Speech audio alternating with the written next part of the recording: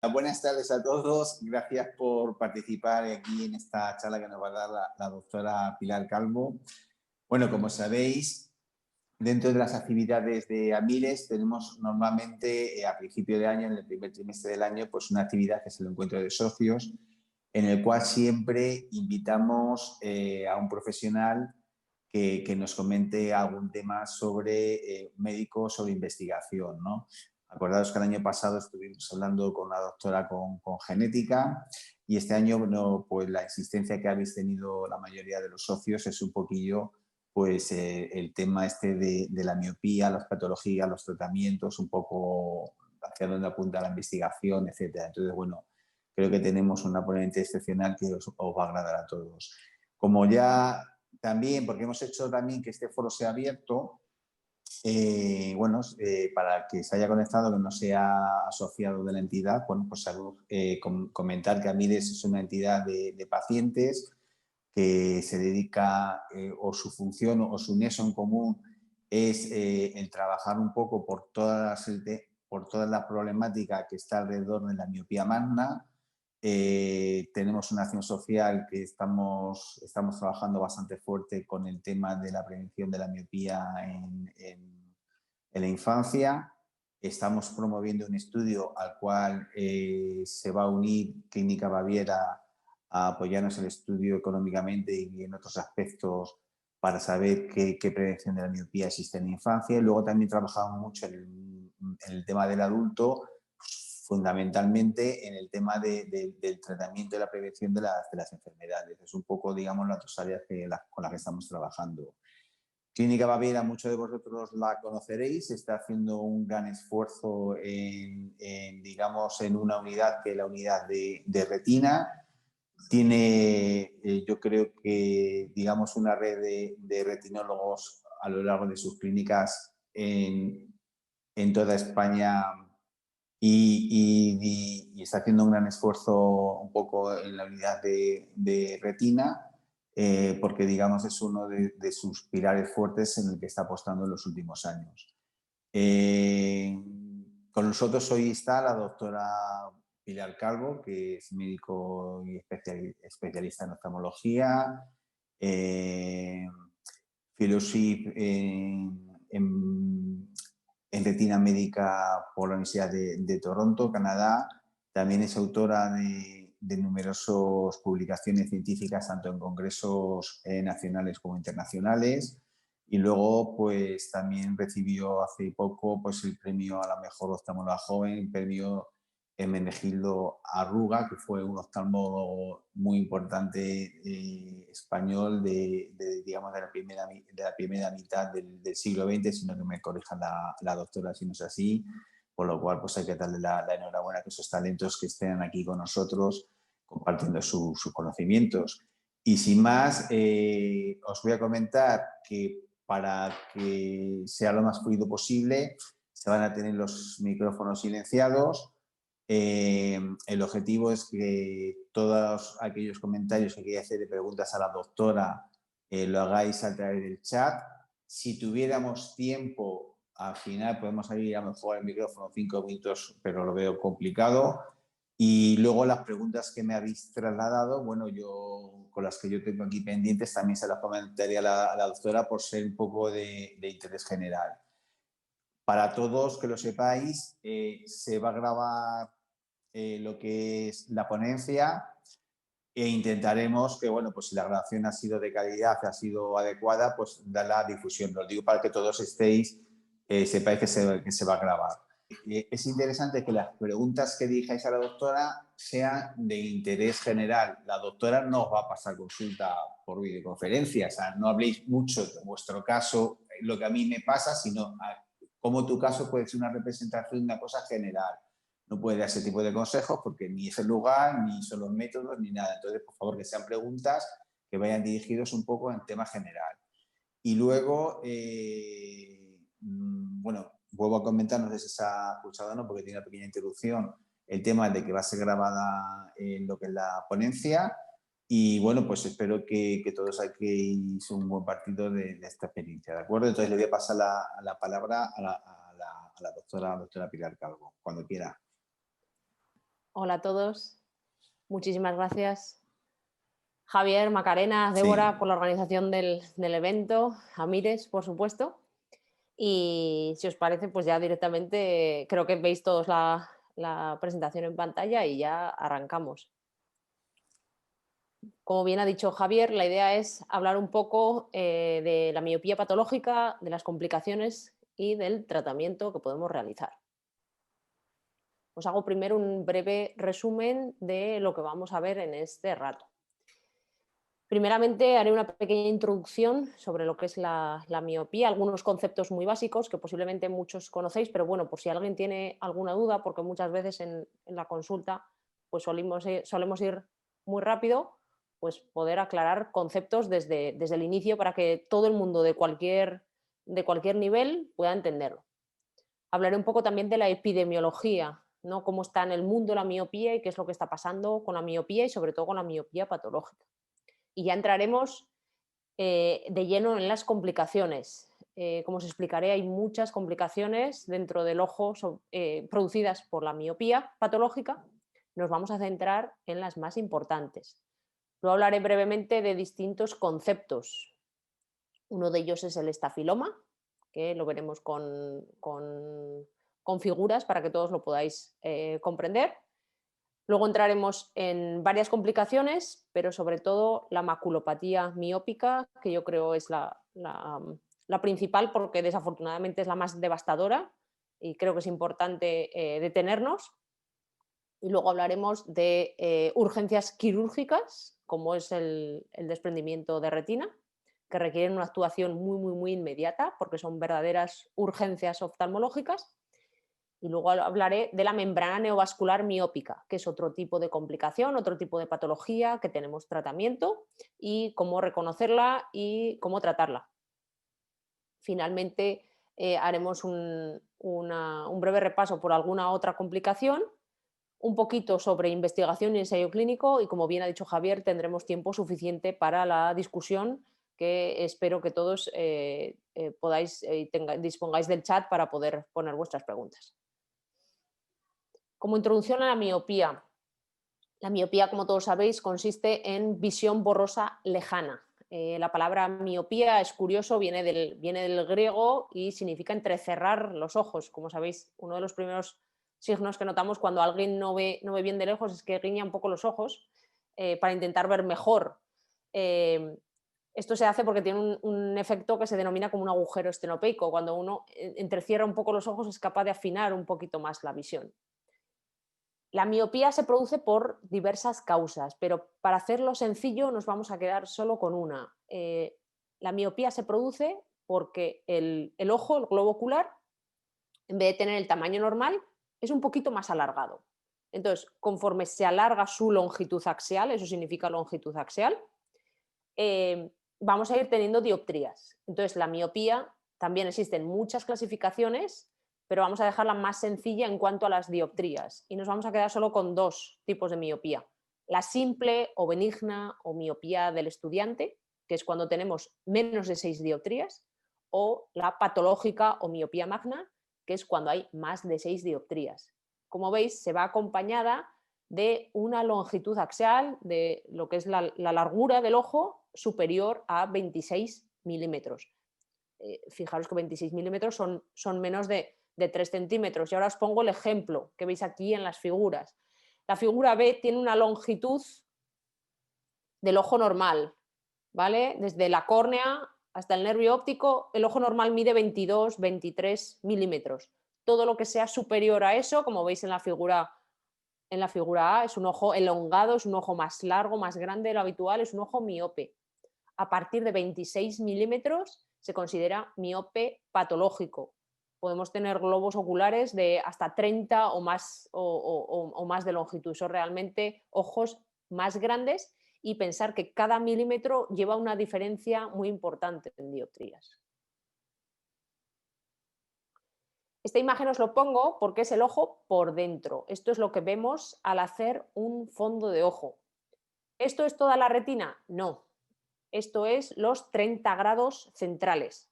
pero os lo pongo porque es lo más importante. Con esta zona que veis en la pantalla vemos el 90% de nuestra actividad. Os voy a señalar un poquito. Esto es el nervio óptico, ¿vale? Toda la información visual converge en el nervio óptico y se dirige hacia el cerebro, hacia el occipital, aquí atrás. Toda la zona central, como os he dicho, es la mácula. Esta es la zona de máxima visión. Es la que nos da la visión fina, de detalle, el reconocer las caras, el leer, el hacer manualidades. Eso es la mácula. Y la fóvea estaría justo en el centro mismo de la mácula. Esa es la zona de mayor agudeza visual. Como veis, de color rojo, rojo más claro, tenemos las arterias, rojo más oscuro, las venas, ¿vale? Las venas y arterias llevan el oxígeno a la parte interna de la retina. Como os he dicho, esto lo vemos a través de un fondo de ojo. Al igual que no hay dos caras iguales, pues no hay dos fondos de ojo iguales. Aquí tenéis un fondo de ojo del ojo izquierdo completamente sano. Os voy a poner varias imágenes de ojos sanos para los que luego veáis la diferencia con un ojo con miopía patológica. ¿Vale? Lo mismo. Vemos el nervio óptico, las arcadas vasculares, las venas y las arterias y la zona central, la mácula. Como veis, tiene un tono anaranjado, el disco tiene un tono amarillento y esto es un ojo completamente sano, un ojo izquierdo. Vamos a ver un ojo derecho, ¿vale? Cambia el nervio de lado, ahora tenemos el nervio a la derecha, este es un ojo derecho, lo mismo, este es un ojo sin ninguna patología. Como veis, hay cambios un poco, la forma del disco puede variar, puede ser más pequeña, puede ser más grande, la orientación también puede variar, pero el tono tiene ese tono naranja. Creo que con esto vais a ver claramente la diferencia. Esto es un caso de una miopía patológica muy avanzada. Este es un señor de 60 años, su ojo derecho, con 18 dioptrías de miopía. Como veis, la imagen es completamente diferente. ¿Por qué se producen estos cambios tan importantes? Porque se van a afectar todos los segmentos del ojo, todas las capas. La retina, que es la más interna, la coroides, que es la capa vascular, y la esclera, que es la parte blanca que vemos por fuera del ojo. Todo se va a ver adelgazado, porque el ojo, como os he dicho, se ha hecho muy grande. Entonces, como podéis ver, pues ya el disco óptico tiene otra apariencia, otro color, está más pálido. Todo este tejido blanquecino alrededor se denomina atrofia. Atrofia quiere decir que es tejido no viable, ¿vale? Este tejido no tiene funcionalidad, ha perdido la capacidad de la visión. No os lo he dicho, pero la retina es tejido neural, es tejido nervioso, es un tejido muy, muy fino y tiene la misma capacidad del tejido nervioso. ¿Por qué vemos esto que os señalo aquí? Que son vasos, ¿vale? De la coroides, porque se transparenta de la retina. Hemos perdido el color del epitelio pigmentario y vemos el fondo, cuando normalmente estos vasos no lo deberíamos de ver. ¿Qué os pongo ahora? Además de ver el ojo directamente con nuestras lentes, tenemos que hacer un escáner y es lo que significa OCT macular. OCT son las siglas en inglés de tomografía de coherencia óptica. Este aparato lo que hace es, aparte de hacer una fotografía, escanea y somos capaces de ver las capas que tiene la retina. Esto es un corte de una mácula sana. Como la hemos visto antes, esto sería el interior del ojo y esto sería el exterior. Entonces somos capaces, esto es la fóvea, que os he dicho que es la zona de máxima visión. Esta forma de muesca, como una V, esto es normal, es completamente sano. Y todas estas siglas que veis aquí son los nombres de las capas. La retina está formada por 10 capas, de dentro hacia afuera. Todas tienen su función y todas son importantes. Simplemente os digo que cuando vemos, la luz entra, atraviesa todas las capas, en la última capa están los fotorreceptores, vuelve a subir hacia arriba y ya se marcha con la información de la visión hacia el nervio óptico. Esto es un OCT de una persona con miopía patológica. Como veréis, este caso está muy avanzado. ¿Qué es lo que vemos? Tiene unas diferencias muy importantes. Como veis, ha perdido la muesca, hay un desprendimiento neurosensorial, hay quistes porque se produce debido a esa elongación del ojo, la retina sufre una tracción muy importante y se estira produciendo esos quistes. Aquí tenéis otro ejemplo, os he puesto estos dos casos, son pacientes con patología muy avanzada, ¿vale? Para que se vea claramente cómo cambia completamente la morfología de la retinografía como de la OCT. Como veis, el área de atrofia se ha hecho muy grande y ha ocupado todo el polo posterior. Esto, como veremos, es una de las peores complicaciones que existen, porque cuando la atrofia avanza tanto, va a producir una disminución muy importante de la calidad visual. Una vez que hemos hecho esta breve introducción de lo que es la miopía, vamos a hablar un poco de la epidemiología, es decir, qué está pasando con la miopía en el mundo. A día de hoy en España, cerca de casi 1 millón de personas están afectadas por miopía patológica. Es la cuarta causa de ceguera, detrás de la diabetes, del glaucoma y de la degeneración macular asociada a la edad. Pero aunque sea la cuarta causa de ceguera, es la causa número 1 de afiliación a la ONCE en España. Y lo que es más importante, sobre todo afecta a pacientes jóvenes, a pacientes en edad laboral. Puede afectar a cualquier edad, pero enfermedades como por ejemplo la degeneración macular es típico de personas mayores de 60 o 65 años. La miopía patológica no. Desgraciadamente afecta a personas de edad mucho más joven. Y ahora estamos oyendo constantemente la palabra pandemia por la situación que vivimos, pero antes de esta pandemia teníamos la pandemia de la miopía y la tenemos ya. Hay países que muchísimo más que nosotros, los países asiáticos tienen unos números ya brutales de miopía, pero es que se esperan más de 4.500 millones de personas con algún tipo de miopía, con algún grado de miopía para el año 2050. Y según la Organización Mundial de la Salud, un 10% de la población tendrá miopía patológica. ¿Cómo funciona? Lo que ocurre es, del grueso de personas con miopía, hasta un 10% de ese total tendrá miopía patológica. Un porcentaje que luego veremos que es bastante variable, de esos que tienen miopía patológica, desarrollará maculopatía miópica. Y otro porcentaje de los que desarrollen maculopatía miópica, desafortunadamente, desarrollarán ceguera legal. Antiguamente se consideraba la genética como uno de los principales factores de riesgo para desarrollar miopía. Todavía hoy es importante, es decir, si tu padre y tu madre son miopes, tienes muchas papeletas de ser miope. Pero eso ya no tiene la culpa de todo el volumen de miopía que se espera. Y son los factores ambientales los que han cobrado protagonismo, y entre ellos uno, y es el aumento de la actividad en la visión cercana. ¿Vale? Está ampliamente demostrado que el aumento de horas en la visión cercana lo que hace es producir un aumento muy significativo de la miopía. Y esto es debido a los cambios de hábito de vida.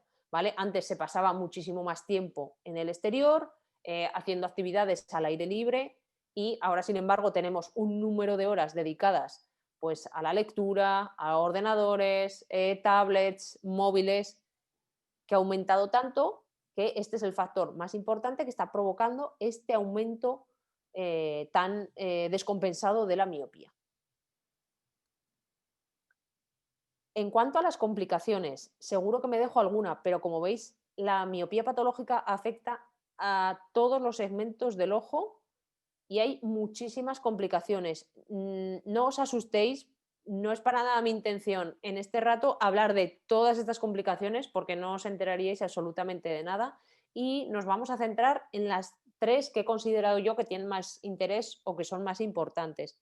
Pero simplemente que tengáis claro que la miopía afecta, como os he dicho, a las 3 capas y que puede producir muchísimas complicaciones. Desprendimiento de retina, retinosquisis, catarata, glaucoma, muchísimas, ¿vale? Entonces vamos a ir centrando el tema y hablando un poquito de las 3 o 4 más importantes. Antes de entrar en la complicación, quiero hablaros un poco de riesgo. Porque es importante cuando en global, comparado con una persona sana, cuando uno tiene miopía patológica, tiene 100 veces más riesgo de maculopatía miópica. ¿Por qué tanto el riesgo? Porque es rarísimo desarrollar, por no deciros prácticamente imposible, hacer esa atrofia en un ojo sano, en un ojo normal. Podremos tener otras patologías, pero la maculopatía miópica uno tiene 100 veces más riesgo. 3 veces más riesgo de desprendimiento de retina. Como sabéis, al ser el ojo más grande, hay riesgo de que se produzcan roturas, de que se produzca desgarro o agujeros en la retina periférica y ello conlleve un desprendimiento de retina. Pero también hay otras patologías, como por ejemplo la catarata o el glaucoma, que también van a aparecer más en pacientes con miopía patológica. Es decir, que aparte de tener la miopía, el paciente desarrollará catarata y tiene más riesgo de padecer glaucoma. Como he dicho antes, no todos los pacientes miopes van a tener maculopatía miópica y como veis los porcentajes son muy variables. Con miopías bajas o moderadas el riesgo es relativamente bajo. Realmente es raro encontrar maculopatía miópica en pacientes que tienen menos de 6 dioptrías. Sin embargo, en pacientes con miopía patológica, este porcentaje aumenta y es muy variable según las series, según el país y según el tipo de estudio que observemos. ¿Por qué? Porque hay muchos factores que desconocemos para que se produzca esta complicación. Pero quedaros con que con una miopía alta existe un riesgo importante de desarrollar maculopatía miópica. ¿Y cómo empieza realmente? Como veis en la imagen A, es un ojo normal, ¿vale? Su longitud. El ojo poco a poco se va alargando, como os he dicho, aumenta la longitud axial, que eso lo podéis ver en la figura número B. ¿Qué es lo que ocurre? Como se adelgaza tanto la pared del ojo, la parte blanca, la esclera, una de las cosas que se desarrolla es un estafiloma posterior. ¿Qué quiere decir? Lo tenéis en la figura C. Lo que ocurre es que la pared se vuelve tan débil que se produce como esa protrusión, ¿vale? Como un pequeño globito, ¿vale? En la parte posterior del ojo. ¿Qué es lo que ocurre? Que la retina no va a dar de sí para todo lo que se está expandiendo ese ojo. Al final es como una debilidad en la pared que hace que el globo ocular se abombe por esa zona, ¿vale? Esto, el estafiloma, es típico de la miopía patológica. Y ahora os voy a poner unas imágenes. Esto es una resonancia magnética cerebral, ¿vale? La figura B y C, veis la imagen de un ojo normal, ¿vale? El botón de delante es la córnea, la parte transparente delante de ojo, y luego veis el globo que es más o menos uniforme, y las figuras D, E y F nos muestran esa deformidad en la pared, esa debilidad por la que se escapa el tejido, que es el estafiloma. ¿Todos los pacientes miopes magnos van a tener estafiloma? No. De hecho, se calcula que solamente la mitad de los pacientes, el 50%, de los pacientes con miopía patológica van a desarrollar un estafiloma. ¿Por qué es importante? Porque los pacientes que tienen estafiloma en general ven peor, por lo que os he dicho, como se elonga tanto la superficie, no hay retina suficiente para cubrir, se produce mucha atrofia. La visión es peor, más riesgo de maculopatía miópica, más riesgo de membrana neovascular, que luego la veremos, y desafortunadamente para el desarrollo del estafiloma no existe tratamiento aprobado. ¿Vale? Como os he dicho, es una debilidad de la pared. Hay muchos estudios en torno a por qué hay pacientes que lo desarrollan y otros no. También tiene causa genética, se han establecido distintos genes, sobre todo del colágeno, ¿vale? Que hablan de esa debilidad que hace que protruya y se produzca el estafiloma. Pero a día de hoy no existe tratamiento aprobado. He nombrado muchas veces la maculopatía miópica. ¿Qué significa? Significa todos los cambios en la mácula producidos por la miopía en las 3 capas, tanto en retina como en coroides como en la esclera. Lo veremos como esas zonas de atrofia. Como os he dicho antes, la retina atrófica no tiene funcionalidad, ¿vale? Es decir, es una zona, es como una cicatriz, una especie de cicatriz o un desgaste de la retina que nos hace que vayamos perdiendo visión. Lógicamente, si se afecta La fobia, la zona de mayor visión, lo que hace es que perdamos muchísima vista. Normalmente es de evolución lenta, pero el mayor problema es que es irreversible y que desafortunadamente a día de hoy no existe tratamiento para parar esta atrofia. Os pongo una imagen para que veáis poco a poco cómo va progresando con el paso de los años el tejido blanquecino. ¿Vale? Ese tejido blanco es es la zona de atrofia. Como os he dicho antes, lo más importante es que intente aguantar la zona central, la fobia, el máximo tiempo posible, porque así es la manera que tenemos de mantener la visión. De nuevo, no todos los pacientes van a desarrollar esta complicación, ¿vale? Esto es para casos muy, muy, muy avanzados. Os pongo un ejemplo para que veáis poco a poco cómo se va empezando a desarrollar esos parches de atrofia, ¿vale? Si os fijáis en las manchas blancas, esta fotografía es del año 2012, como veis es un paciente miope, si no recuerdo mal tenía 16 dioptrías,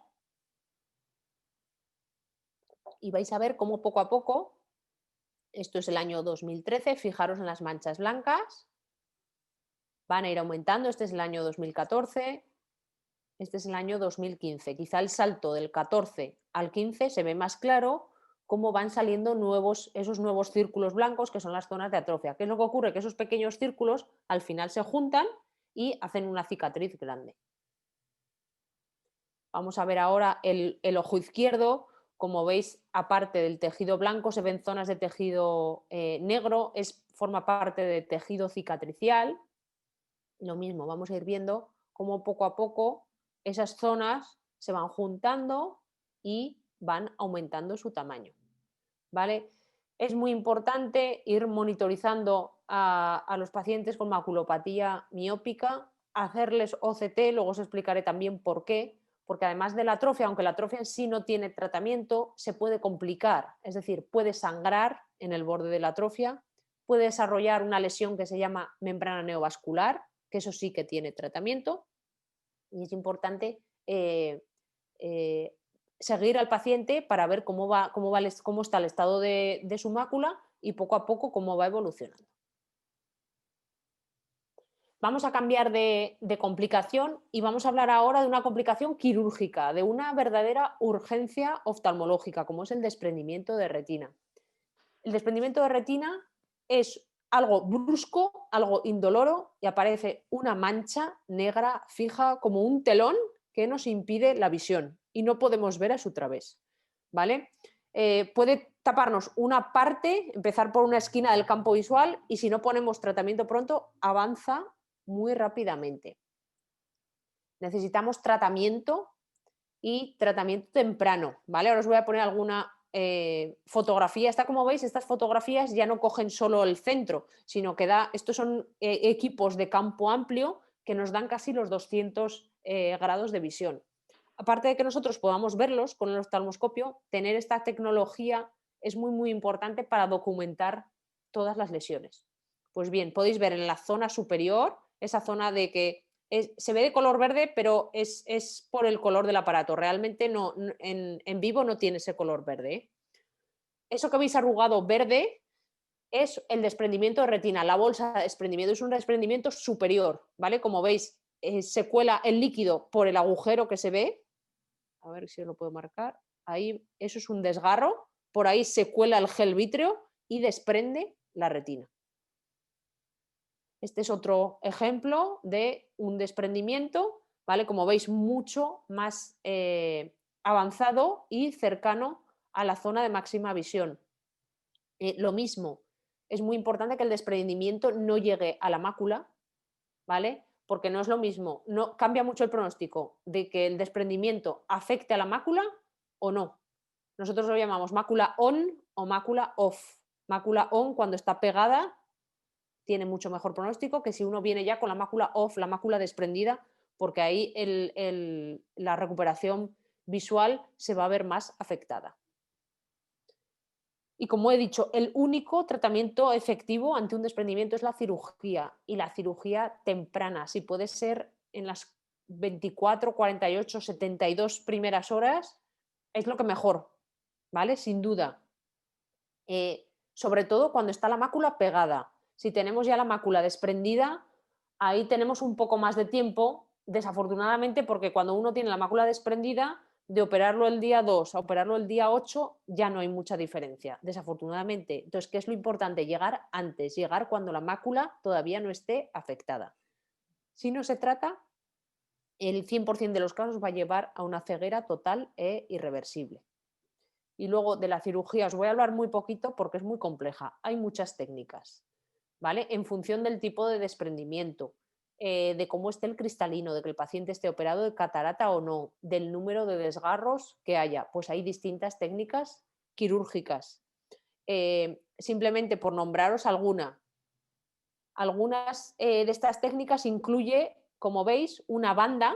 Eso que veis ahí, esa bandita de silicona atada, es una banda, es como un cinturón alrededor del ojo, ¿vale? Que lo que hace es apretarlo y se utiliza sola o junto a una vitrectomía. Una vitrectomía es una técnica quirúrgica donde a través de un sistema, unos puertos, nos metemos dentro del ojo, se elimina todo el gel vítreo, se elimina el desprendimiento, se plancha la retina, para que me entendáis, con diversos procedimientos. Muy importante, se sella con láser o con frío, con crioterapia, el desgarro y los agujeros retinianos, ¿vale? Esto es lo más importante de la cirugía. El éxito del desprendimiento de retina pasa por cerrar el agujero que lo creó y si hay alguno más asociado. Y después lo que hacemos es introducir un gas dentro del ojo. El tipo de gas, lo mismo, depende del tipo de desprendimiento. Hay gases que duran más, hay otros gases que duran menos. Lo que veis en la imagen es la burbuja de gas, ¿vale? El gas se va hacia arriba y lo que veis el nivel es un posoperatorio temprano de desprendimiento de retina con gas dentro del ojo. Muchas veces los primeros días también es necesario hacer una postura especial para que el gas aposicione la retina y nos ayude hasta que el láser haga efecto y pegue bien la retina. Importante decir que el posoperatorio de desprendimiento de retina es largo. En muchos pacientes, posiblemente hasta durante el primer año, hasta que pasa un año, puede haber cambios en cuanto a la agudeza visual final. ¿Vale? Hay que llevar pues, tratamiento durante un tiempo y luego en función de cómo esté la retina y cómo vaya la mácula, lo dicho, el posoperatorio es muchísimo más dificultoso que, por ejemplo, el posoperatorio de una catarata, ¿vale? Es mucho más complejo. Simplemente por hablar de otro caso quirúrgico, hay veces que los pacientes pueden ver torcido o ver una mancha en la zona central de la visión. Y al hacer un OCT nos encontramos la imagen que veis en pantalla, es un defecto total de las capas de la retina, eso es un agujero macular, que como veis esas tiras está asociado a una tracción vitromacular. Esto también es quirúrgico, ¿vale? También se hace una vitrectomía, también se mete un gas dentro del ojo y lo que intentamos es cerrar ese agujero para que luego la propia cicatrización vaya haciendo tejido nuevo y poder recuperar visión. ¿Vale? Este es otro caso que requiere cirugía. Una de las complicaciones también muy importante que os he nombrado varias veces es la membrana neovascular miópica. Esta complicación es bastante frecuente. Es un tejido que crece, ¿vale? Os lo marco aquí, ¿vale? Este tejido no debería estar aquí. Y cuando aparece el paciente nota que ve torcido, nota dificultad para leer, nota dificultad para reconocer las caras o incluso le aparece una mancha localizada en el centro de la visión. Podemos ver ese tejido a través de la OCT, como veis en la pantalla, y también mirando el fondo de ojo. Cuando esto ocurre, hay que poner una serie de inyecciones intraoculares de un medicamento, que es un antiangiogénico o anti-VEG.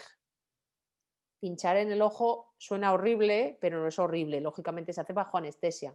Ponemos gotas de anestesia, se duerme el ojo y se introduce una aguja muy fina, ¿vale? En lo blanco del ojo con una cantidad de medicamento y vamos revisando al paciente y se puede necesitar una o más inyecciones mensuales, ¿vale? Lo que hacemos con este medicamento es cerrar ese tejido y prevenir tanto que aumente como que se produzca un sangrado que nos quite visión.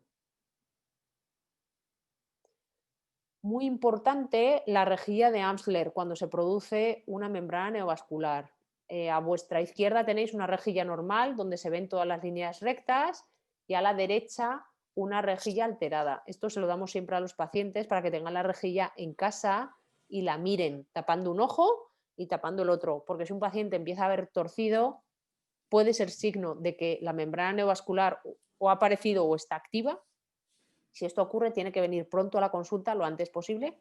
Le hacemos una fotografía, le hacemos un OCT y lo mismo, cuando uno tiene el diagnóstico, hay que tratar lo antes posible, ¿vale? Y poner la inyección de forma temprana. Quizás no sea tan urgente, obviamente, como un desprendimiento de retina, pero lo mismo, no hay que dejar que evolucione sin tratamiento. Otras complicaciones de la miopía son la catarata y son el glaucoma. La catarata, como todos sabéis, normalmente se desarrolla en pacientes mayores. Pues bien, en pacientes miopes se desarrolla antes y hay un tipo de catarata que se denomina subcapsular posterior que suele dar síntomas antes. Son cataratas más pequeñas, pero son muy centrales y producen sobre todo pues dificultad para ver bien los colores, se pierde la tonalidad de los colores, dificultad con ciertos tipos de luz, sobre todo cuando se pasa del atardecer al anochecer, que ya se pierde luz, eh, dificultad, por ejemplo, para conducir de noche, muchos destellos, muchos halos. La cirugía de la catarata en el miope se realiza, técnicamente es igual que una catarata en un ojo normal, pero hay que tener mucho cuidado porque, claro, es un ojo más grande. Entonces, hay que realizar muy bien la medición para colocar una lentilla intraocular correcta, ¿vale? Esto en función de cada caso, vuestro especialista os recomendará un tipo de lentilla u otra. Sí que es verdad que sobre todo si hay afectación de la retina, si la mácula está sufriendo algún tipo de patología, bien maculopatía miópica o algún otro tipo de alteración, sí que se recomienda lentes monofocales, es decir, lentes para la visión lejana. Otro tipo de paciente es aquel que tiene la mácula sana. Con una mácula sana sí que podemos valorar otro tipo de lentes intraoculares. Y luego el glaucoma, como sabéis, es cuando una excesiva presión dentro del ojo daña al nervio óptico y se produce una pérdida de campo visual. El glaucoma en principio se trata con medicación, se trata con gotas que bajan los niveles de presión. El problema es que hay veces que es difícil ver la progresión del glaucoma en pacientes miopes, porque las pruebas rutinarias, como es el campo visual o como es la valoración del nervio, a veces son dificultosas. Entonces nos fiamos mucho, sobre todo, de los niveles de la presión. Entonces hay que intentar tenerla los niveles más bajos posible. Y os quiero hablar un poquito de ensayos clínicos. Ahí os pongo una web donde están registrados la mayoría de los ensayos clínicos, ¿vale? Es muy importante que si alguna vez queréis participar o os ofrecen participar en algún ensayo clínico, tener bien documentado pues que está registrado. Hay que tener muy claro la edad de inclusión de los pacientes. No es lo mismo un ensayo que se produce, por ejemplo, para frenar la miopía en niños que una investigación que se produzca en pacientes en edad más avanzada. Lo mismo la fase del ensayo clínico. Ahora todos oímos la fase por la vacuna, ¿no? Sabemos un poco de las fases de los ensayos. En general, los fase 1 y los fase 2 son muy experimentales. El fase 3 es de confirmación, ¿vale? Cuando un ensayo en fase 3 consigue los resultados esperados, es entonces cuando se comercializa el fármaco o la intervención que ha llevado a cabo y ya sale a mercado. Muy importante el consentimiento informado. Y luego deciros que desafortunadamente son pocos los casos, pero bueno, existen. Yo he visto, sobre todo a través de redes sociales, algunas noticias que son falsas respecto a falsas esperanzas en cuanto a tratamiento pues, con células madre o gente que promete resultados prometedores como curar la maculopatía miópica o, en fin, que tengáis cuidado porque hay gente que se aprovecha porque la maculopatía miópica es devastadora para el paciente, pero también para el médico, porque realmente en pacientes que los ves que están perdiendo visión y que a día de hoy no tienes nada para mejorarles, pues bueno, desafortunadamente siempre hay personas que tratan de sacar provecho y los pacientes a veces ven un hilo de esperanza y se dejan engañar y eso está, vamos, es terrible. Entonces os digo que siempre aseguraros, si tenéis cualquier tipo de duda con el ensayo clínico, preguntar a otro especialista, preguntar al médico de familia, informaros y una vez que tengáis la información y, y estéis conformes, aceptar. Yo esto os lo digo, llevo realizados en mi carrera más de 20, entre 20 y 30 ensayos clínicos internacionales. Entonces, el ensayo clínico es una cosa muy seria, necesitas un equipo fundamental. Yo os hablo mínimo fácilmente, cualquier ensayo internacional requiere de 10, 12 profesionales, no solo médicos, enfermería, auxiliares, ópticos. Tienes que tener un equipo muy, muy potente, tienes que tener muy claro el protocolo del estudio. Como os he dicho, he hecho estudios de degeneración macular, de diabetes. Hay que saber muy bien realizar todas las pruebas y luego poder cumplir de forma muy estricta el protocolo. Entonces, bueno, que sepáis que la investigación está ahí, que a día de hoy, pues desafortunadamente, como os he dicho, pues no tenemos cura para esa complicación tan grave como es la maculopatía miópica. Cada día hay más avances, pero a día de hoy la atrofia es irreversible. En general, la investigación ahora está más por prevenir, sobre todo en los niños, que no desarrollen esas miopías tan elevadas. Y bueno, que lo tengáis en cuenta, que la investigación posiblemente veremos algún dispositivo, espero, que afortunadamente nos permita parar o frenar la miopía antes de que se produzca. No sé si veremos la curación de la atrofia, no lo sé. A día de hoy no lo hemos conseguido, ojalá podamos verlos para los casos ya establecidos y sobre todo que tengamos algo para frenar y que no aparezcan nuevos casos. Eso sería realmente algo extraordinario para nosotros, la verdad. En cuanto al seguimiento, es muy importante que pacientes con miopía patológica acudan de forma regular a sus revisiones. ¿Cuándo? Dependerá de cada caso. Habrá pacientes que se podrán ver una vez al año, habrá pacientes que requieran revisión cada 6 meses, otros cada 3. Eso vuestro especialista os recomendará en función de cada caso. ¿Por qué? Porque aunque no haya tratamiento para esa atrofia, como habéis visto, hay multitud de complicaciones, un desgarro, un agujero, una membrana neovascular que sí que tenemos tratamiento, una monitorización del glaucoma, una cirugía de catarata, que son importantes realizarlo. Y seguir todo el protocolo de la consulta. Hay que realizar fondo de ojo, hay que hacer retinografías, hay que hacer OCT, en algunos casos habrá que hacer ecografía ocular y va a ser fundamental tener todas las pruebas, que un especialista en retina os valore y os recomiende el mejor tratamiento o el mejor seguimiento o lo que considere para poder controlaros de la mejor forma posible. Como conclusiones, que no me quiero alargar, espero no haberme alargado mucho, la miopía patológica es aquella que tiene más de 6 dioptrías, se ha visto incrementado de una manera exagerada por el aumento en la visión cercana, que forzamos demasiado la visión de cerca. El ojo humano está preparado para ver de lejos. Todo lo que es visión cercana es forzar. Entonces, bueno, sobre todo si tenéis niños cerca, tener mucho cuidado que no pasen excesivas horas pegados a una tablet, pegados a un móvil, porque muchas veces cogen el vicio postural de acercarse a leer, de acercarse con la pantalla, y eso es fatal, ¿vale? Lo más lejos posible y el mínimo tiempo posible.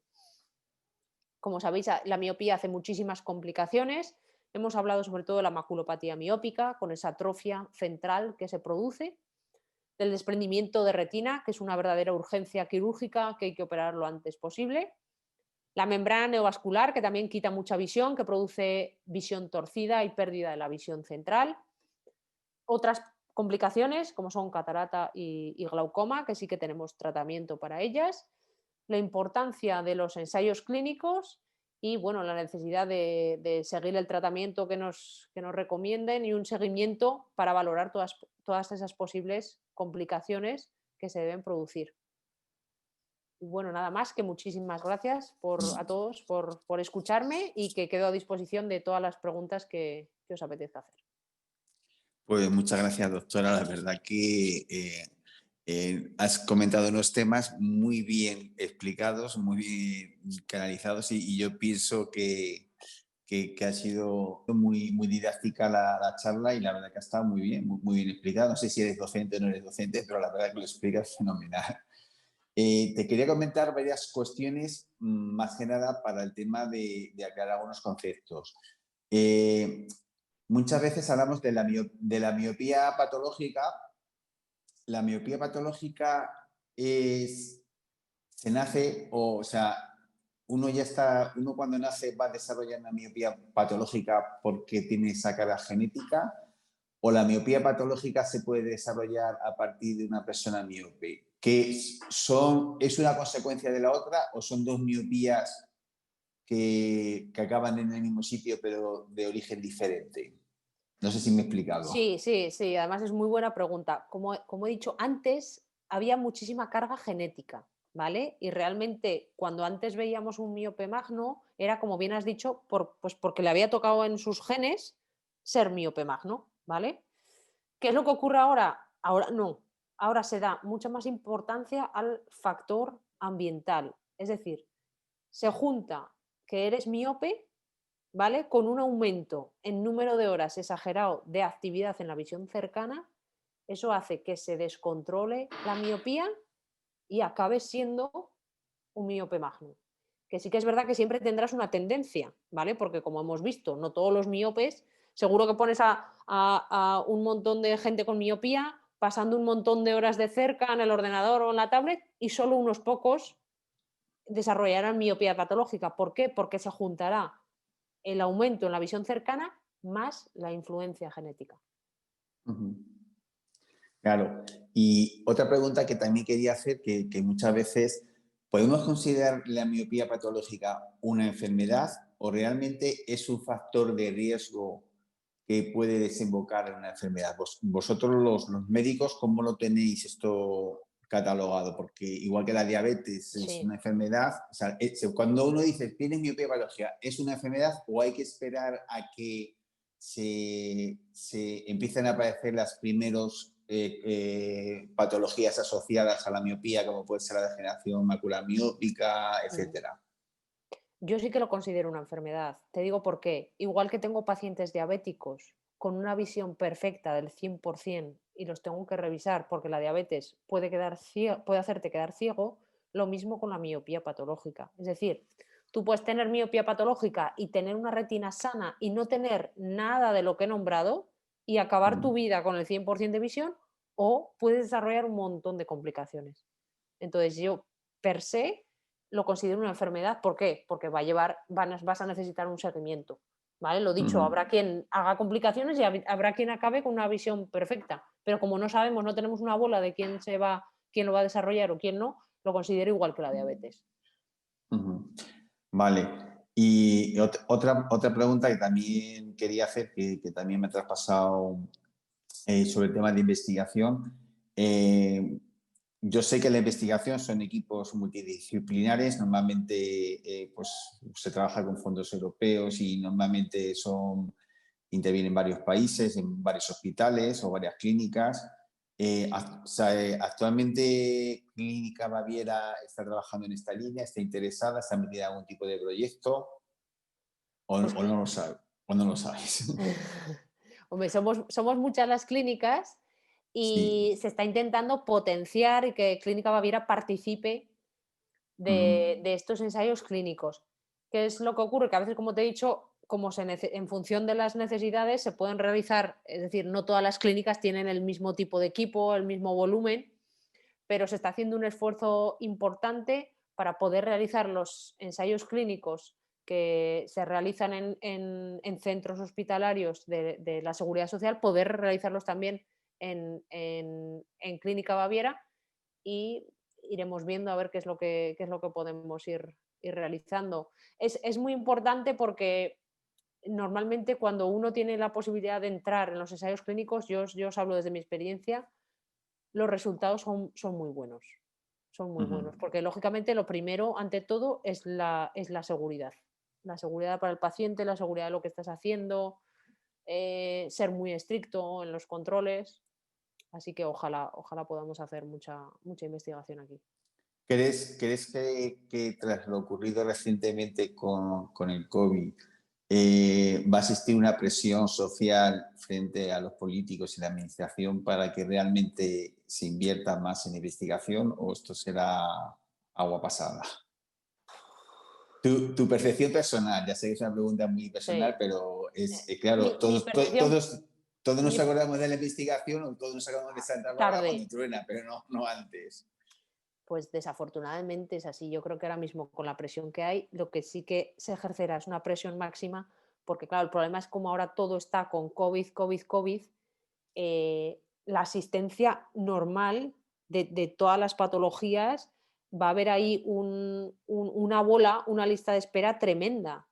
Entonces yo creo que lo que más van a presionar es porque no perdamos, pues eso, que para una consulta normal de oftalmología ahora hay que esperar muchísimo en la seguridad social. Entonces yo creo que Ujú, toda la presión, vamos, igual de oftalmología que de digestivo, que de traumatología. Entonces el problema es que se está colapsando desde la primaria hasta la especializada. Entonces, ujú, creo que ahora mismo lo más importante o lo que más presión se va a hacer es sobre la presión asistencial. Pero ujú, como bien has dicho, solo nos acordamos cuando truena. ujú, Eh, si tuviéramos una investigación potentísima en países como, por ejemplo, yo estuve en Canadá, eh, tendríamos una red de ser capaces, por ejemplo, me lo invento, de crear nosotros la vacuna, de tener, o con ayuda ujú, farmacéutica, es decir, no tener que estar siempre de que lo haga otro, porque ujú, en España tenemos los profesionales, tenemos la capacidad, pero ahí está claro que flojeamos porque sí, porque no vamos a ser nosotros los que tengamos la vacuna y vamos a tener que pagarla a otro. ujú. Pues le iba a pasar a Macarena si al ídolo Chaz alguna pregunta que quiera trasladar a la doctora. Pues bueno, muchísimas gracias, doctora Pilar, por acercar el conocimiento de los conceptos técnicos con tanta sencillez y cercanía, ¿no? Y calidad humana que transmiten las palabras también, que es muy importante. Bueno, Javier, tú has recogido ciertas consultas iniciales que ya las traslada la doctora y en el chat nos han llegado varias consultas ahora, pero no sé si debido a los tiempos y a la disposición que tenga la doctora, si es más pertinente quizás luego poder contestarle a esas personas vía redacción o le damos paso a alguna consulta. Como quieras. Si quieres podemos hacer un par para que tampoco se Vale, alargue haz un demasiado, par de pero ellas a la que creas que sean más Son todas importantes. interesantes, creo. Bueno, Nos consultaban si podía dar alguna orientación de consejos generales, de acuerdo, con respecto para no empeorar las dolencias que usted ha referido, como consejos para, generales. de hábitos de vida. Sí, exacto, de la Vale. cotidianidad, Mira, fundamental el número uno es no fumar. Eso ¿ya? lo tengo que dejar bien claro. El tabaco afecta muchísimo a todos los órganos, todo lo conocemos, pero en el ojo especialmente. Y lo que Ujú, hablamos es sumar papeletas. Si ya tienes una retina débil por la miopía patológica, no le metas más daño, va a llevar estrés oxidativo, va a llevar, en fin, esclerosis de los vasos, un desastre. Entonces, tienes muchas razones para no fumar, pero tus ojos, yo eso lo dejo claro, soy muy tajante. Eh, prohibido fumar. La dieta es importante, la dieta, lo que comemos. Todo el mundo que pregunto si come bien, todo el mundo me dice que come estupendamente. No conozco a nadie, a ningún paciente que me diga como fatal. Entonces, hay que tener una percepción de que comer bien implica, pues bueno, que tengamos el aporte nutricional adecuado, que incluye verduras, que incluye pescado, que incluye frutos secos, que incluye no demasiado carne, que incluye poco alcohol. Es decir, que tengamos la dieta mediterránea, pero un poco centrada, porque también influye. Eh, ¿Qué más? Las gafas de sol también son muy importantes, ¿vale? Sobre todo en pacientes con miopías elevadas, aquí hay poca costumbre de llevar gafas de sol y sí que es importante llevar una buena gafa de sol. Si puede ser polarizada y ultravioleta, mucho mejor, ujú, ¿vale? Y para no empeorar, evitar deportes de riesgo, sobre todo en miopes altos, ¿vale? Evitar, pues no hace falta que sea boxeo, que no es muy frecuente, pero por ejemplo el pádel, ¿no? Cuando se juntan, son 2 contra 2 dando muy fuerte, todos los años veo algún traumatismo, algún desprendimiento de retina, algún destrozo por un pelotazo de pádel. Todos los años se ve. Más cosas generales. Quizá, por ejemplo, el yoga, ¿vale? Posturas extremas con la cabeza hacia abajo demasiado tiempo tampoco son buenas, ¿vale? Se puede practicar yoga, ¿vale? Es muy bueno, ayuda muchísimo, pero posturas extremas no. Y que de consejos generales yo creo que nada más, que una vida normal me refiero, no por leer más, no. Una vez establecida la miopía, pues lo que hablamos, importante es en niños y adolescentes evitar el abuso de las pantallas, eso sí, y luego en adultos, pues bueno, pues intentar hacer descansos, ¿vale? El problema es que estamos todo el rato de cerca, tenemos un minuto de descanso y ¡pum! Son muchas horas al final del día. Perfecto, muy bien. Pues nos están viendo desde México y nos hacen una consulta, es si la atropina funciona para frenar la miopía en los niños. Pues mira, sí que funciona, ¿vale? Hay investigaciones muy recientes, han puesto la concentración muy bajita y ponen una gota por la noche, ¿vale? Y sí que funciona y frena la miopía y frena el crecimiento. ¿Cuál es el problema? El problema es cuánto tiempo pones la atropina. Los efectos secundarios que puede llevar son pocos, ¿eh? Porque al poner poquita dosis son pocos, pero existen.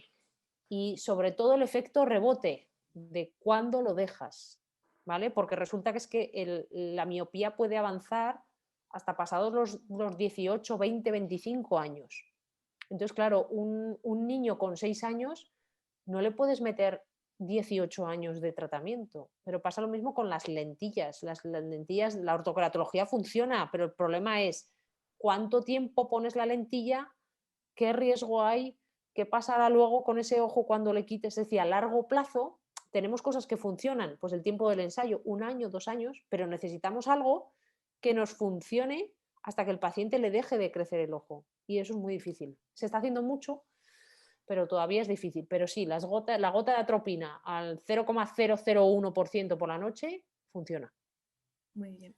Sí, también decir que los ensayos o los estudios se han hecho en edades, sobre todo de 8 a 12 años, si no me equivoco, fundamentalmente, o hasta 14 años. Te quiero decir Sí, que a el veces problema es qué cuando no... pasa después. Eso es. Entonces, claro, cuando nos llegan casos a consulta, vaya, es decir, tengo 16, 18 años, quiero utilizar la atropina con 7 dioptrías, no sé si tiene mucho sentido. Claro, ese es el problema. Porque los estudios no han hecho, en ese corte no han hecho estudios ni nada, se han hecho primero con cantidades de miopía mucho más pequeñas, de 4 dioptrías como mucho, Eso es. y luego en edades mucho más jóvenes, que además en una etapa en que el desarrollo es mucho más potente en la persona. Eso es. El problema es que es muy difícil identificar de los niños de esas edades, 8 o 10 años, cuántos de esos niños van a desarrollar miopías elevadas. Eso es. Entonces, ese es el mayor de los problemas y sobre todo el largo plazo. Porque hay cosas que funcionan, pero luego ¿qué? Porque no vas a poder llevar el tratamiento tantos años. Pero bueno, yo espero que haya algo que nos permita al menos identificar a los pacientes de más riesgo en edad más temprana y que los podamos monitorizar de alguna manera, porque lo que os he dicho, de todos los miopes del mundo, pues se espera que la miopía patológica sea un 10%. Entonces, no puedes tratar a 10 niños para que uno no desarrolle miopía patológica. Entonces, es uno, Sí. creo, de los desafíos que tenemos por delante. Ya para terminar, una pregunta que me ha venido. ¿Se sabe cuáles son los factores o cuáles son los elementos que estimulan que el ojo crezca? Porque es donde habría que atacar, ¿no? Sobre todo es la visión cercana, el forzar la visión cercana. Eso estimula que el ojo cerca. Se Además, insiste sí. una y otra vez. Uh-huh. Comparan a niños que pasan tiempo al aire libre, Uh-huh. haciendo actividades de todo tipo frente a los que no, y el cambio es brutal. ¿vale? El estar al aire libre, al sol, el estar fuera, alejado de las pantallas, sobre todo en edades tempranas, es realmente, realmente muy importante, ¿vale? Lo que pasa es que ahora vivimos en una sociedad que tenemos toda la tecnología, claro, el problema son los niños, que hay que hacer algo para que no estén todo el día con las pantallas. Muy bien. Pues vamos a dejar aquí el tema porque ya son las 7 y la verdad que la doctora nos ha dejado un tiempo súper valioso. Agradecemos mucho esta ponencia, yo creo que ha sido muy interesante. Cuando podamos la editaremos un poco y la colgaremos para su difusión. Y nada, esperamos estar en contacto y seguir bueno, pues colaborando en este tipo de acciones que son enriquecedoras para ambos, creo yo. Pues muchísimas gracias a Bueno, todos. un saludo a todos. Ya si quieres, Macarena, pues puedes despedir y cortar Sí, voy a esta. contestar a las personas que se han quedado en el chat y bueno, y finalizar. Y muchísimas gracias y como les digo siempre, esperamos seguir creciendo en estas bonitas sinergias que nos aportan a todos.